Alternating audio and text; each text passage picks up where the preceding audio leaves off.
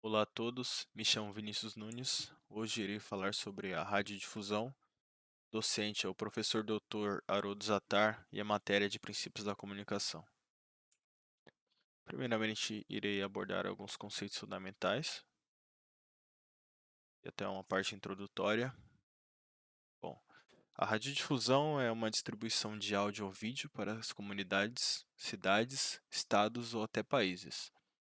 A transmissão começou com o rádio AM, que se tornou popular por volta de 1920.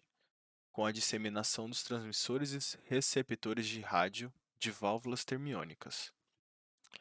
A radiodifusão pelo ar costumava estar associada à rádio e à televisão, embora mais recentemente as transmissões de rádio e televisão também tenham começado a ser distribuídas por cabo. As partes receptoras podem incluir o público em geral ou um subconjunto relativamente pequeno. A questão em si é que qualquer pessoa com tecnologia e equipamento de recepção pode receber o sinal. O campo de radiodifusão, ela inclui serviços administrados pelo governo, como rádio pública, rádio comunitária, televisão pública e rádio comercial privada e televisão comercial privada também. A radiodifusão no Brasil começou com um padre gaúcho chamado Roberto Landel de Moura, no ano de 1893. É, ele fez essa experiência no alto da Avenida Paulista, em São Paulo. Essa foi a primeira experiência de radiodifusão no Brasil.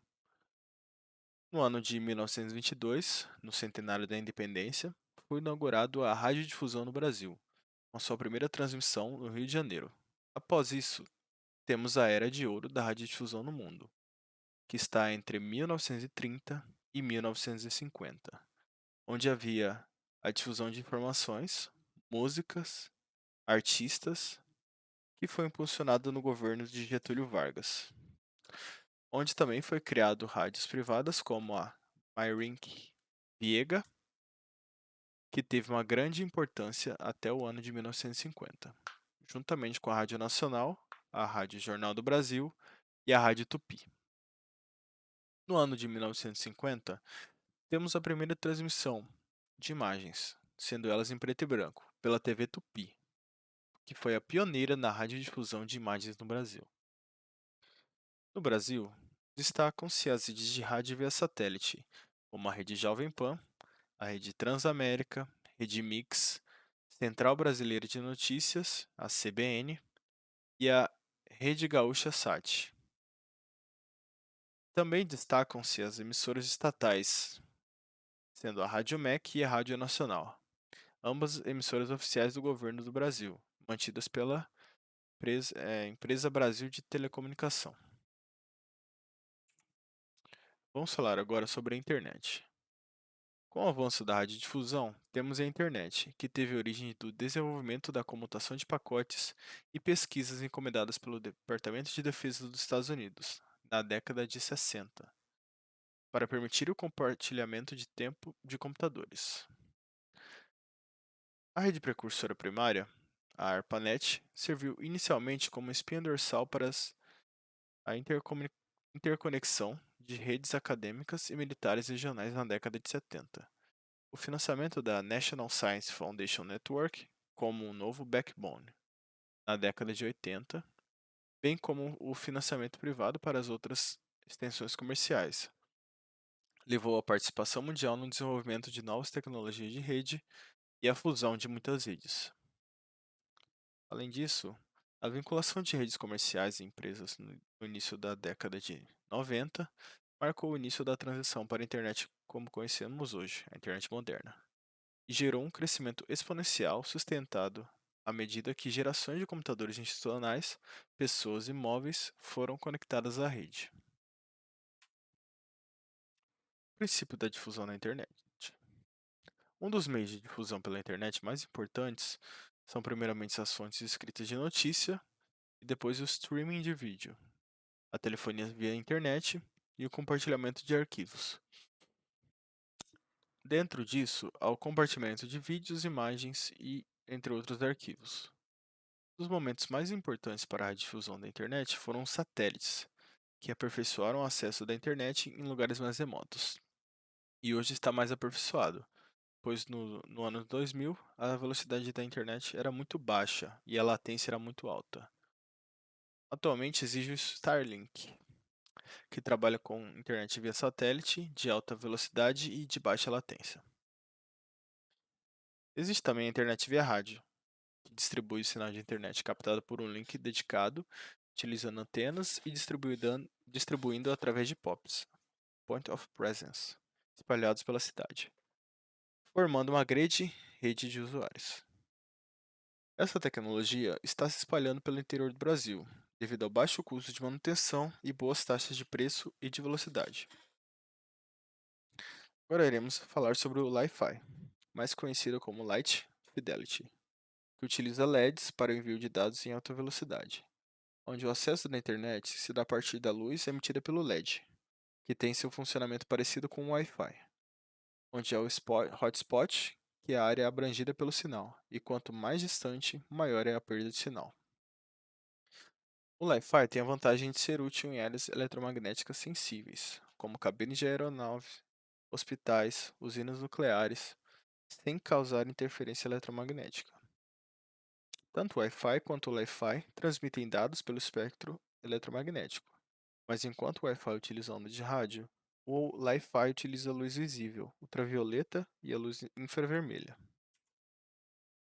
Agora iremos falar sobre o Wi-Fi, mais conhecido como Wireless Fidelity, que opera em uma certa frequência e tem um certo alcance.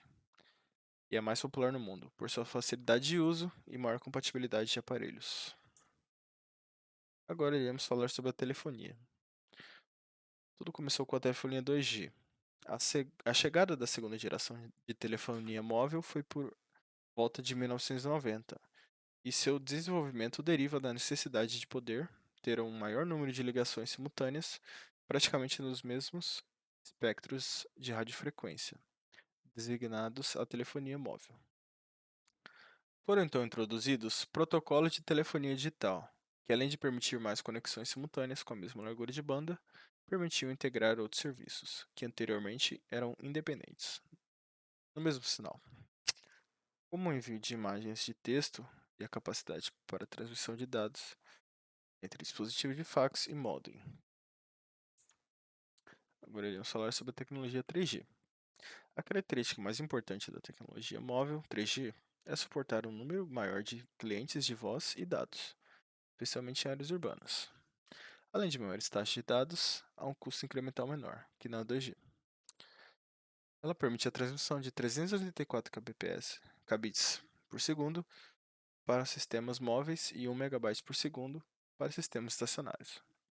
Espera-se que tenha uma maior capacidade de usuário e uma maior eficiência espectral, de forma que os consumidores possam dispor de roaming global entre diferentes redes 3G. Agora iremos falar sobre telefonia 4G.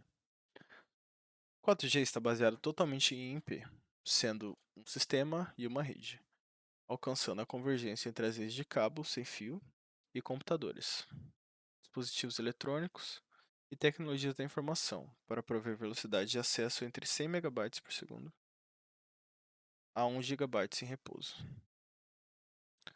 mantendo uma qualidade de serviço QoS de ponta a ponta, de alta segurança para permitir oferecer serviços de qualquer tipo, regularmente e independente da localização.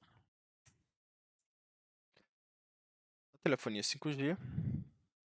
Em telecomunicações, o 5G é o padrão de tecnologia da quinta geração para redes móveis e de banda larga, que as empresas de telefonia celular começaram a implantar em todo o mundo no final do ano de 2018. E é o sucessor planejado das redes 4G, que fornece conectividade para a maioria dos dispositivos atuais. Como suas antecessoras, as redes 5G são chamadas de redes móveis, nas quais a área de serviço é dividida em pequenas áreas geográficas, chamadas de células. A principal vantagem das novas redes é que terão a maior largura de banda, proporcionando maiores velocidades de download, podendo chegar até mesmo a 10 GB por segundo. Agora eu irei falar sobre a radiodifusão via satélite. O acesso à internet via satélite é o acesso à internet fornecido por meio de satélite de comunicação. O serviço moderno de satélites, de internet por satélite, de nível de consumidor, é normalmente fornecido a usuários individuais por meio de satélites geoestacionários, que podem oferecer a velocidade de dados relativamente alta. Com satélites mais novos usando a banda QU para atingir velocidade de dados downstream de até 506 megabytes por segundo. Além disso, novas constelações de internet via satélite estão sendo desenvolvidas na órbita da Terra baixa, permitindo o acesso de baixa latência à internet do espaço. O termo latência, comumente chamado de ping, é o atraso entre a solicitação de dados e o recebimento de uma resposta, ou no caso de comunicação literal, entre o momento real de transmissão de um sinal e o momento que é recebido em seu destino. Um sinal de rádio leva cerca de 120 milissegundos para alcançar um satélite geoestacionário. Em seguida, 120 milissegundos para alcançar a estação da Terra. Ou seja, quase um quarto de segundo no total. Normalmente, durante as condições perfeitas, a física envolvida nas telecomunicações por satélite é responsável por aproximadamente 550 milissegundos de tempo de ida e volta de latência.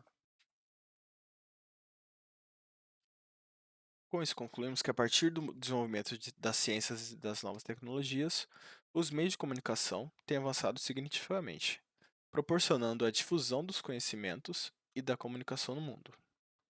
A matéria de princípios da comunicação tem uma grande importância para as tecnologias nos dias de hoje, e principalmente para o aprimoramento da mesma no futuro.